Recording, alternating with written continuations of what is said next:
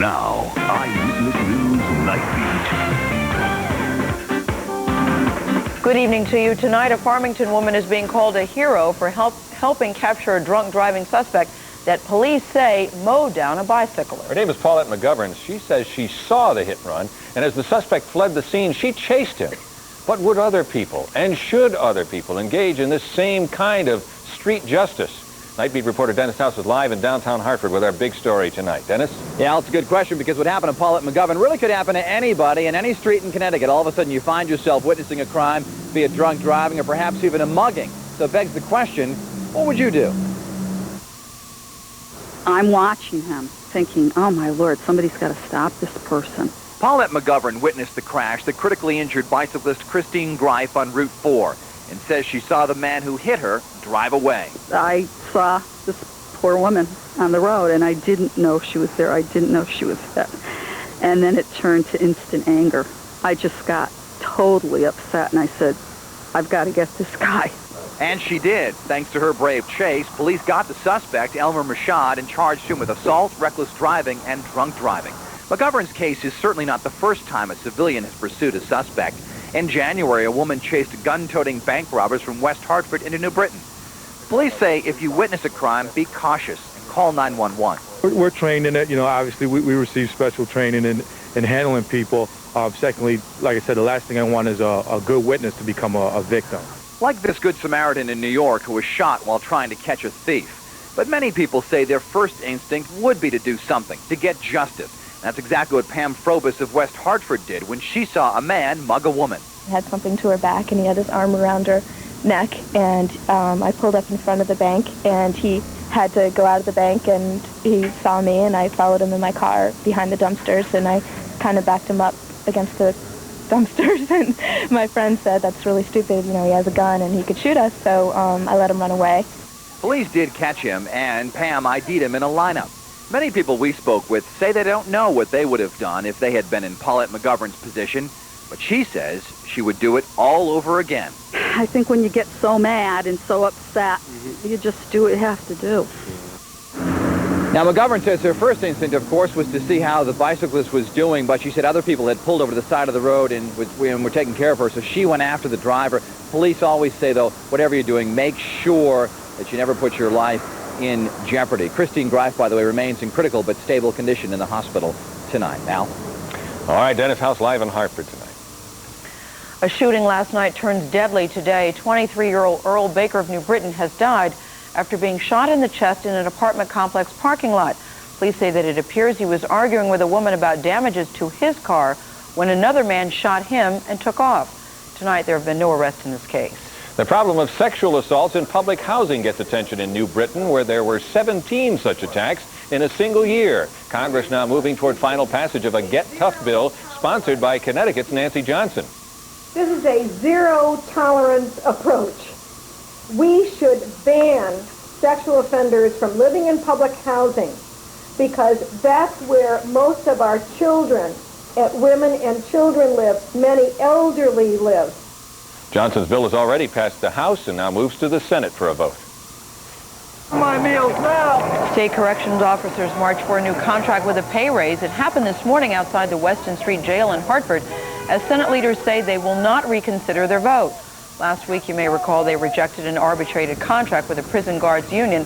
The two sides met for 6 hours yesterday, but failed to come up with a deal. Some anxious residents in one West Haven neighborhood worried about a raccoon that might have had rabies. It mauled one family's cat and refused to back down. In fact, it became quite aggressive when humans tried to intervene. The raccoon was and he was up on his hind legs with his mouth open. He was really mad. He just grabbed a hold of that cat, and he was actually tossing him, slamming him on that cement. He chased a couple of us where I jumped up on a car and even got into a car that was riding by. They let me in because the raccoon was chasing us.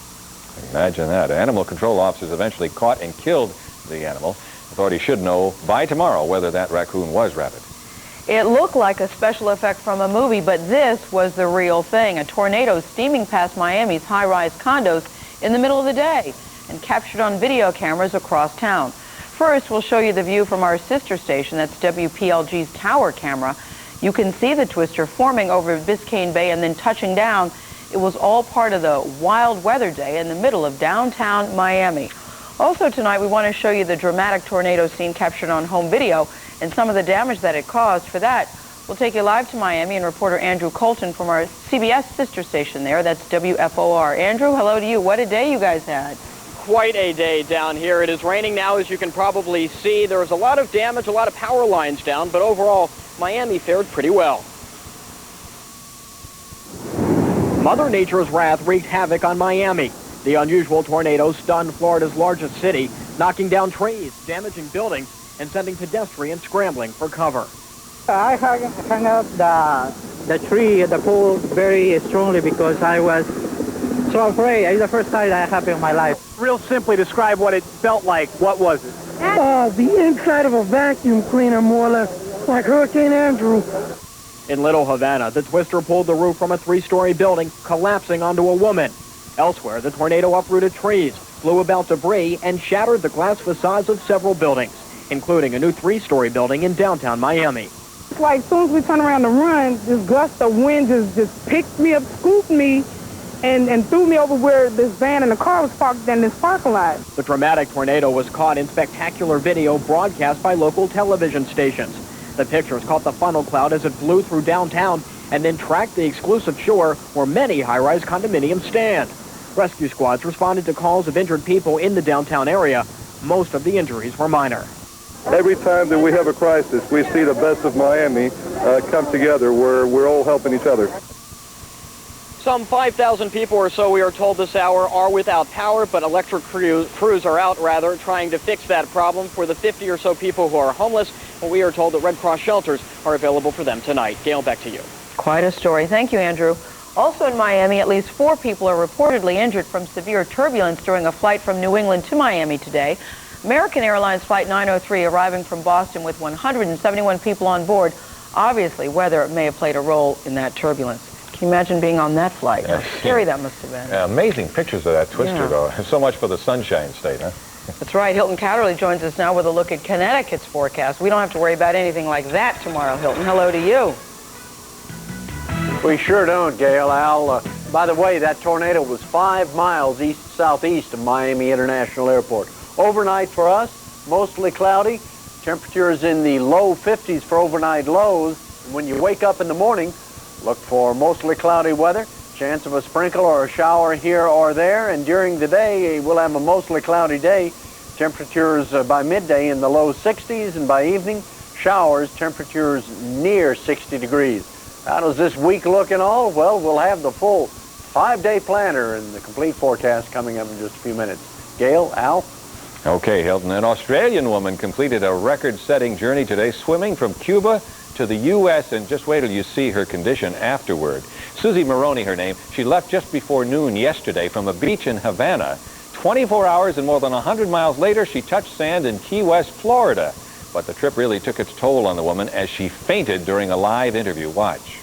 Your folks had said that they saw a hammerhead shark. And are you okay? You're so tired. Are you going to be okay? You want to... Oh, poor baby. You got her? Well, Maroney did regain consciousness quickly and is now resting. During the swim, she fought high seas. Look at those waves. She was seasick, actually. Stinging jellyfish were bothering her. She even had hallucinations involving monkeys. She is the first woman to swim across the Florida Straits. An explosion rocks the propane gas business, seriously burning at least one person today. The blast took out a corner of the cinder block building, forcing at least 100 families from their homes. This all happening north of Indianapolis. The blast also started a fire that destroyed the building's roof. The cause of this explosion was not immediately determined. Oklahoma authorities say they have now located the mother who is accused of leaving her 10-year-old daughter on her own for, get this, 4 months. The girl lived in a filthy trailer and survived by eating dog biscuits, but she still went to school every day. Investigators say relatives may have been looking in on the girl. Also making news around America tonight, the surgery to reattach the arm of a 4-year-old boy in Los Angeles is over, but doctors do not know yet if he'll be able to use it. The arm was severed above the elbow during an accident at the laundromat. Eyewitnesses say that the youngster stuck his arm into a front-loading washing machine and became caught. It took the surgical team close to 12 hours to complete the procedure. His mother says she waged a, quote, tug of war with the machine before she was able to free her little boy. An Illinois woman eating in a McDonald's is killed when a van crashes into the restaurant. 3 other people were hurt, including the driver, who is in serious condition. Police are still trying to figure out what caused that crash. And the pilots who landed a jet at the wrong airport will be on the ground for a while. That word coming today from Continental Airlines. The pilots will be paid while the incident is under investigation. The 737 came down yesterday on a bumpy World War II landing strip 4 miles away from its destination, which was the Corpus Christi Airport in Texas. Nobody was injured. That could shake your confidence a little bit in the cockpit crew as you're sitting there in your seat.